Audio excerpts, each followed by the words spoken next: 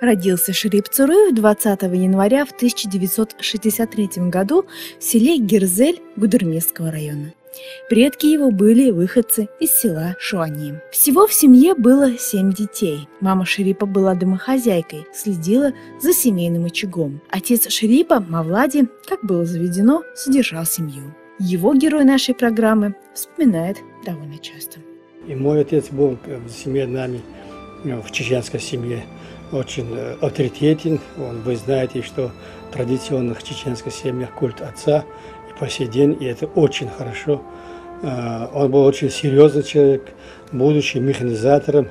Он очень хорошо знал чеченскую литературу, также прочитал много книг на узбекском, киргизском, кумыкском языках, изучал арабский язык, некоторое время преподавал арабский язык в школе, год-два примерно так.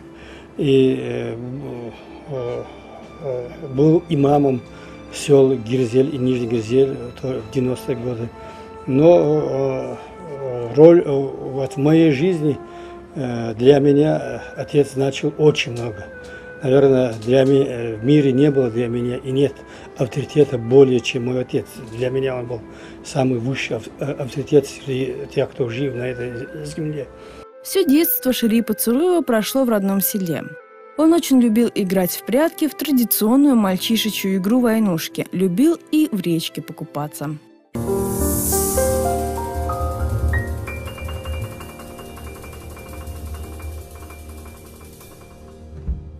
В первый класс Шарип пошел в 1969 году.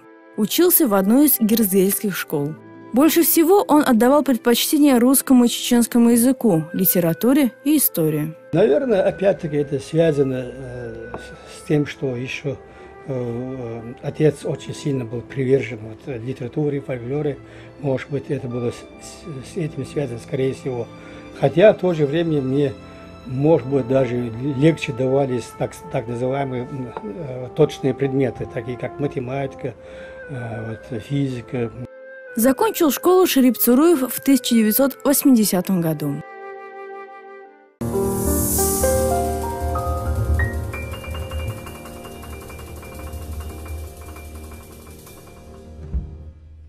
В 1981 году Шарип Цуруев отправился служить в ракетные войска, поступив в ряды советской армии. В 1983 году Шарип вернулся домой. Мы должны были быть демобилизованы в мае месяце, но из-за того, что наш часть поехал на учение, нас задержали. По полку были в основном новобранцы, которые не умели обслуживать технику, ракеты. И нас задержали, и больше положено на 2 месяца. Конечно, это было очень печально. Ну, значит, так нужно было, и я уволился на 2 месяца позже, как и другие, те, кто призывали со мной в нашем полку. Это ни с чем не сравнить. Это у каждого, кто служил в памяти, остался как самый, наверное, светлый праздник, когда он вернулся домой, в Грозный, когда наш поезд остановился на вокзале в Грозном. Каждый, кто там стоит на перроне вокзала, казался родственником, братом, сестрой, хотел всех обнять, хотел весь Грозный обнять, все здания, все деревья, все, что хотел. Настолько это было эмоциональный такой подъем.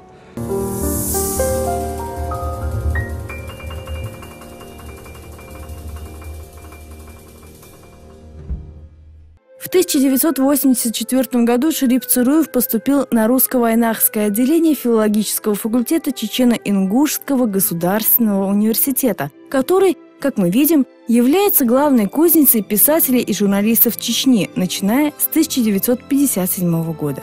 Филологический факультет я выбрал, наверное, еще в классе 5 или 6, когда начал увлекаться литературой, как я говорил. Я уже знал, куда поступлю, кем буду работать, я уже тогда знал.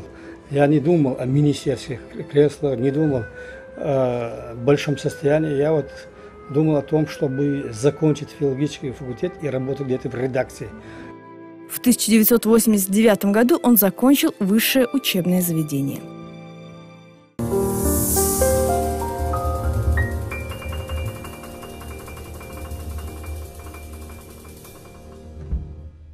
По окончании университета Шарип Цуруев работал сначала преподавателем в одной из школ города Грозный, затем работал в Чечено-Ингушском научном исследовательском институте гуманитарных наук.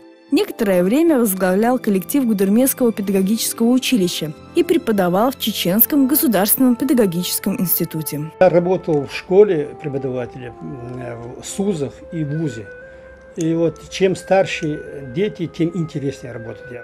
В 90-е и 2000-е годы Шарип Цуруев работал заместителем главного редактора журнала «Орга», главным редактором газеты «Даймохк», чуть позже главным редактором литературно-художественной газеты «Образ». С 2005 года Шарип Цуруев является главным редактором газеты «Учитель». Газета наша уже существует с 2005 года.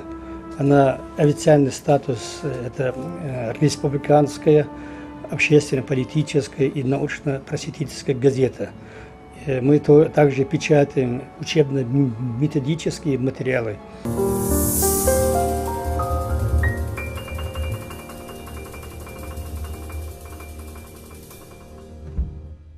Писать стихи Шарип Цуруев начал еще в школьные годы. Мир поэзии увлек его яркостью красок, тонкостью мира и чувств, а также способностью выразить себя. О творчестве нашего героя мы поговорим более подробно и уже вместе с ним. Здравствуйте, Шарип. Здравствуйте. Шарип, скажите, за что вы любите поэзию? Это нельзя сказать в двух словах, во всяком случае ответить невозможно. Это, наверное, по выражению Маяковского, такая высокая болезнь. Это чувство в определенном смысле необъяснимое. Хотя если там анализировать с точки зрения, так сказать, рационалистической науки, то можно, конечно, все расставить. За что мы любим мир, природу, солнце, отца, мать, вот примерно так же, это естественно. У каждого поэта есть своеобразный, я бы даже сказала, где-то личный почерк и стиль. В ваших произведениях он тоже явно прослеживается. Скажите, как долго вы вырабатывали свой личный стиль написания? Вообще искусство невозможно, я в данном случае имею в виду поэзию, она невозможна, если он не пишет себя. Если человек приходит в литературу и что-то хочет такое серьезное создать, что-то такое стоящее, большое, он обязательно должен раздвинуть рамки этой традиции. Вот он обязательно должен попытаться освоить новые территории для своей поэзии, для искусства. Иначе, если он остается в рамках традиции, в смысле, если он кому-то подражает, если он даже в том случае, если он гениально подражает, все равно это не есть развитие поэзии. Ваши первые стихи появились в печати, когда вам было 14 лет. Сначала их напечатали в районных газетах «Маяк коммунизма» и «Красное знамя». Скажите, о чем были ваши первые произведения? Первое стихотворение мое было, я имею в виду, опубликованное, посвящено матери. Это в газете, вы правильно сказали, «Маяк коммунизма», на Жиртовском районе она выходила. Ну а вообще первые стихи мои были посвящены речке Аксай, где вот на берегах этого Аксая прошло мое детство. Все лето мы там проводили, как и все дети наших соседних сел. И вообще-то я с детства увлекался очень чеченской литературой. Я посвящал стихи и героям тех книг, которые я читал. Вот одно из первых стихотворений было также посвящено Асланбекову Шарипову тоже. Ну, тематика была, наверное, обычная, ничего нового в этом не было. Это были период вот, прикосновения к чему-то такому великому.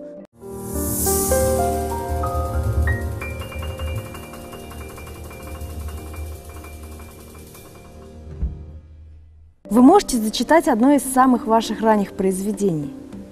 Хайнаны езлах, цунна хосан, сидилах, ларлах, хомсарнан, угри дикник делах ахцун, ахкаби инхетам хиритихон, вайдейму ахкларбаа, хылканавац, набьется штембот шкихонанс, Идекар шкочда, безниц кач, такавик интира, ерять и кан.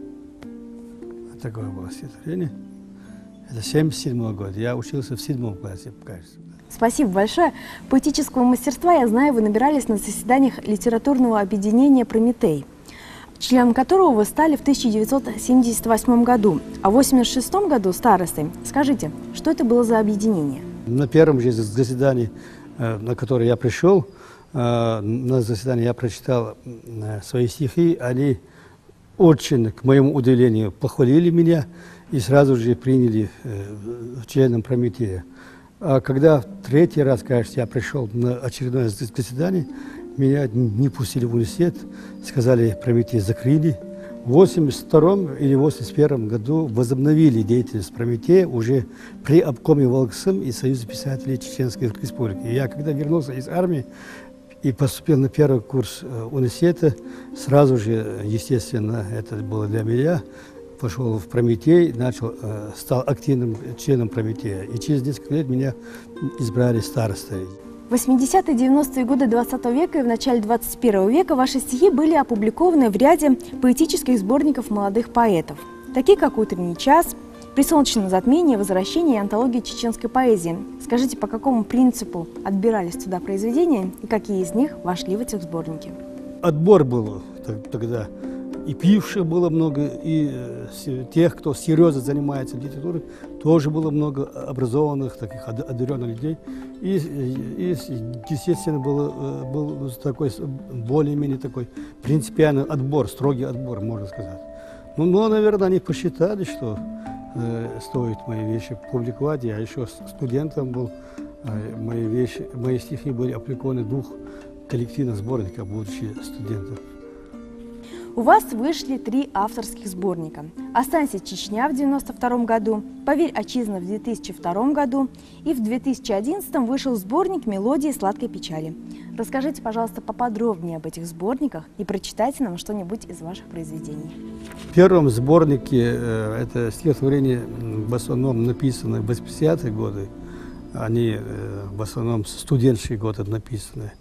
А во второй сборник вышли стихотворения 90-х годов. И последние годы, вот то, что я написал, вот это я включил в свой этот сборник «Мелодии сладкой печали». Туда же вошли некоторые вещи из тех сборников тоже. А также из школьных тетрадей, такой цикл у меня был, и армейские стихи. Я их до сих пор не включал никуда. И на этот раз по совету, даже по требованию, так сказать, моих друзей, литераторов, я их включил. Некоторые включил.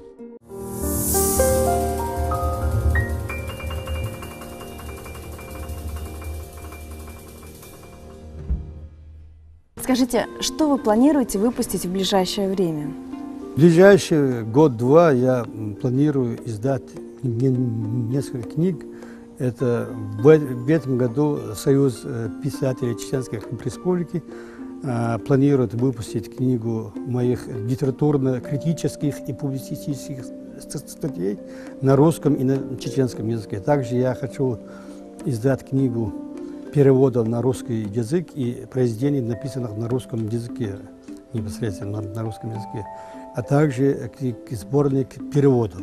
За поэму «Абсурда» вам было присвоено 1-е место на республиканском литературном конкурсе, проведенном региональным отделением партии «Единая Россия». Что это за поэма, и расскажите, пожалуйста, поподробнее о ней. Поэма «Абсурда», она мне очень дорога, хотя я об этом говорил. Если бы я сегодня писал бы, я ее написал бы, наверное, по-другому, и некоторые главы вообще не стал бы писать. Но я что хотел в этой поэме сказать, вот, если так коротко. Я хотел вот, в голосах людей, монологах людей вот, передать эпоху, ту сложную эпоху, вот, когда произошли вот эти социальные катаклизмы, 90-е годы, вот, не описывать вот, в качестве наблюдателя со стороны, а вот их в разговоре, их в речах, вот, их монологах передать вот эту эпоху. И последний вопрос. В 2005 году вы стали лауреатом ежегодной премии журнала «Война» в номинации «Литературоведение и фольклористика». Скажите, что это для вас значит? Для меня очень важно, потому что за поэтические произведения я получал разные премии, там, награды, а вот за критические работы это было первый раз. И вот руководство журнала Муса Ахмаду и вот товарищи посчитали, что моя публикация, я написал аналитическую статью о состоянии чеченской прозы, вот они ее высоко оценили, и вот для меня это было важнее даже, чем получить за поэтические произведения. И на этом у меня все. Шерип, наш телеканал желает вам дальнейших творческого успеха и процветания. Радуйте своих читателей новыми произведениями. До свидания и до скорых встреч. Спасибо, до свидания, всего хорошего.